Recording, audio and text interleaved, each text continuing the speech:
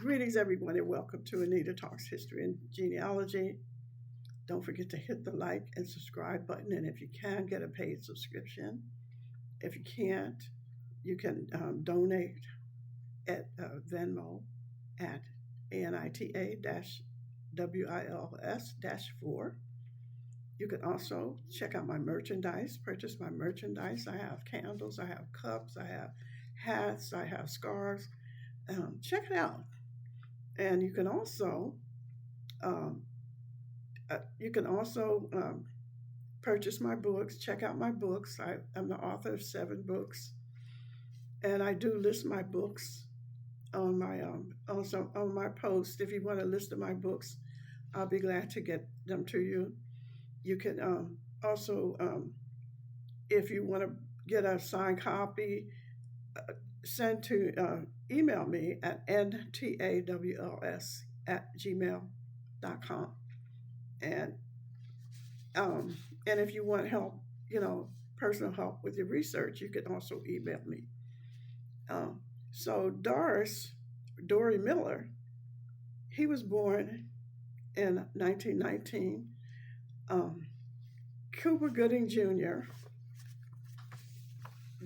was in the movie about him called Pearl Harbor, and he in the movie he portrays the heroic real life Navy mess attendant who manned an anti-aircraft gun during the attack on Pearl Harbor and became the first African American to be awarded the Navy Cross. And so I remember that movie. And the reason that I'm, you know, talking about Dorie, besides the fact that he's related to my niece, and we when that movie came out, everybody was really excited about seeing it with Cuba Gooding Junior, and also about this war hero because they don't really talk a lot about our war heroes or war heroes that look like us. So he was born on and this was during World War II. Okay, so he would have been serving the same time my father and uncles were serving in World War II. He was born in 1919. He was a U.S. Sailor, Navy sailor, the first black recipient of the Navy Cross, and a nominee for the Medal of Honor. And he was a mess attendant, second class. And when Pearl Harbor happened, he took command of the ship, of the gunneries, you know, and because a lot of the men during that attack were killed, and he received the Navy Cross from Admiral Chester from Nimitz. We actually have a Nimitz freeway out here, so this dude here, you know, was a big shot, Nimitz, an admiral. And he received the Navy Cross from Admiral Chester Nimitz on May 27, 1942. But many sailors and naval officers believed that his heroism deserved a Medal of Honor. He was nominated by a congressman from Michigan, and the black press supported him to receive the decoration. But the Secretary of the Navy, Frank Knox, opposed black sailors serving the United States in any combat role, recommended against Miller receiving the Medal of Honor. No black sailor, soldier, or Marine was awarded the Medal of Honor between 1941 and 1945. And in 1996, Vernon J. Baker was the only black veteran of World War II to be awarded the decoration while still alive. And I'm saying this as a descendant of Charles and Ambrose Lewis, who were seamen, sailors during the Revolutionary War, who fought on the winning side during the Revolutionary War. But here's the Revolutionary War, and here's World War II, and they still denying our people that the right be seen as heroes. You know what I'm saying? Um, and but I'm saying that this, they were denied any recognition, even as being seamen or sailors. They acted as if there was never any seamen or sailors from the Revolutionary War up until World War II. Okay? So the Civil War, I have ancestors that were at least one who received a Medal of Honor from Abraham Lincoln, Congressional Medal of Honor. He wasn't a direct relative, but anyway, but for them to not learn any lessons, here, in the past, they pretend that we weren't there, that we didn't serve, our ancestors and our people didn't serve or fight or deserve any honors. And that, it just chaps my hide. It just really pisses me off. uh, and so this dude did not want Miller, after he saved so many lives, to receive any honor. Just pure racism and ignorant. Okay, but um, yeah. And in June 1943, Miller was promoted to Cook Petty Officer, third class. In November 1943, Miller was killed in action when his ship, the escort carrier Liscone Bay, was torpedoed by a Japanese submarine during the Battle of Macon in the Gilbert Islands, with the loss of 702 officers and sailors, the deadliest sinking of a carrier in the history of the United States Navy. So he received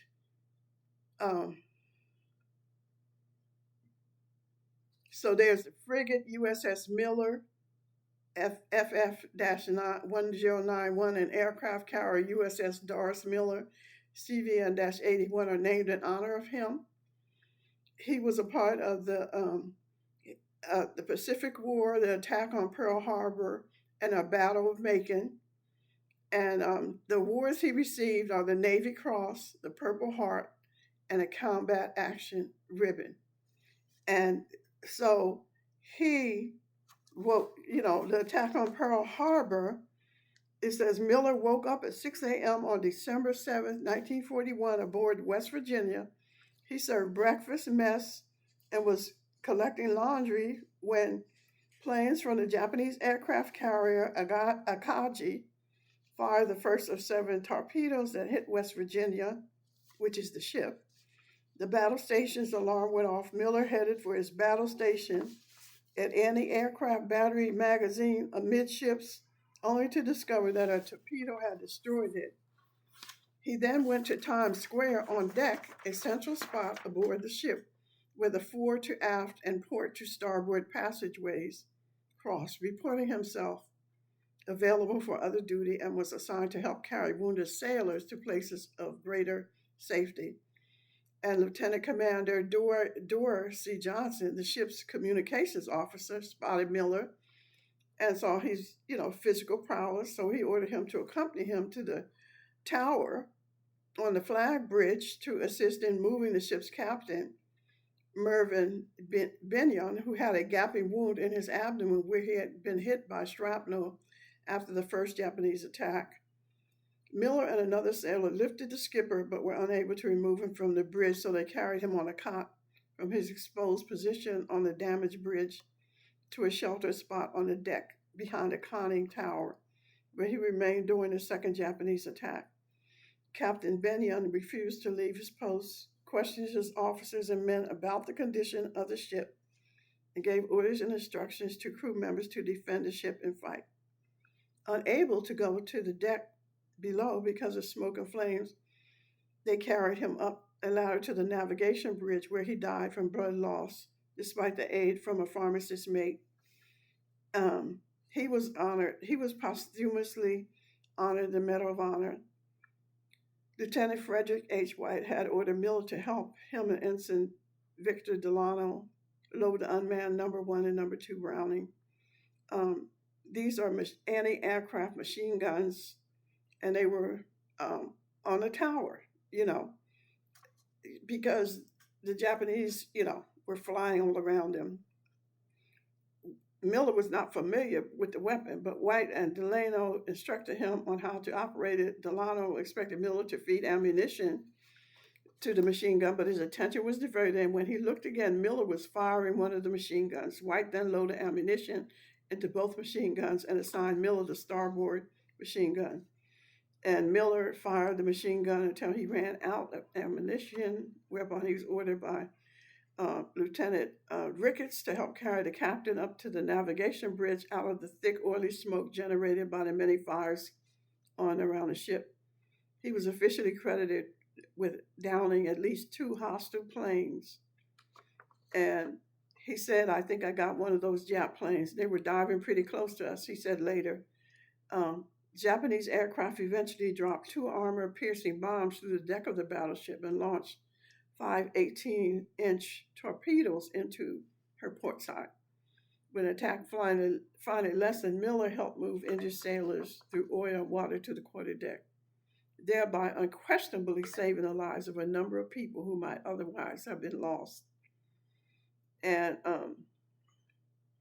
they said the ship was heavily damaged by bombs, torpedoes, and resulting explosions and fires, but the crew prevented her from capsizing by counter-flooding compartments. Instead, West Virginia sank to the harbor bottom in shallow water. As her surviving crew abandoned ship, including Miller, the ship was later raised and restored for continued service in the war. On West Virginia, 132 men were killed and 52 were wounded from the Japanese attack. On December the 13th, Miller reported to the another cruiser, the Indianapolis, and he received on January the 1st, 1942, the Navy released a list of commendations for actions on December 7th. Among them was a single commendation for an unnamed black man. They didn't even name him.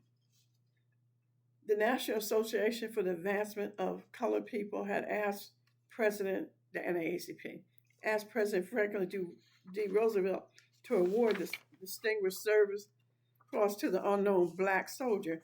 The Navy Board of Awards received a recommendation that the sailor be considered for recognition.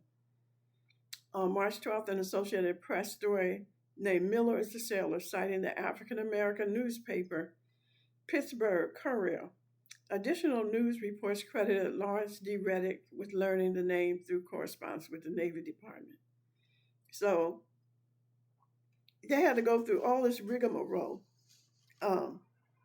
before he was recognized as one of the first U.S. heroes of World War II. He was commended in a letter signed by Secretary of the Navy, Frank Knox, on April 1st, and the next day, CBS Radio broadcast an episode of the series They Live Forever, which dramatized Miller's actions. Black organizations began a campaign to honor Miller with additional recognition. So he was personally recognized by Admiral Chester W. Nimitz, Commander-in-Chief of the Pacific Fleet, aboard the aircraft carrier Enterprise CV-6 at anchor in Pearl Harbor. And he received, Nimitz presented Miller with the Navy Cross, at the time the third highest Navy award for gallantry during combat, after the Medal of Honor and the Navy Distinguished Service Medal. On August 7, 1942, Congress revised the order of precedence, placing the Navy Cross above the Distinguished Service Medal in precedence. Nimitz said of Miller's commendation, "This marks the first time in this conflict that such high tribute has been made in the Pacific Fleet to a member of his race, and I'm sure that the future will see others similarly honored for brave acts." That was, and I wanted to, the reason I'm doing this is because DJT, you all's president, wants to remove Doris Miller's name. They're supposed to put his name on a ship because he was actually on a ship. He was actually a naval hero during World War II. DJT dodged the draft 5 times. 5 times. Talking about what? Spurs. He has Spurs. He never served. But he wants to step over this brother and put himself in the position of hero. And you all know what's going on right now with these, with the war that they started in Iran, what they're doing in South America with Venezuela and Cuba. He's nothing that he's doing shows me that he's a war hero. He's never even stepped foot in a war zone. Not even, I don't even think he's flew over a war zone. Other than, um, didn't he? Wasn't he in a taco truck or something coming back from a war zone, scared that they was going to, shoot him if he went in the regular plane that they have all fixed up for him. So he gets in a taco truck, which, think about it, guys. TACO. He was in a taco truck. Come on. But he wants to put himself above a real hero, a World War II hero.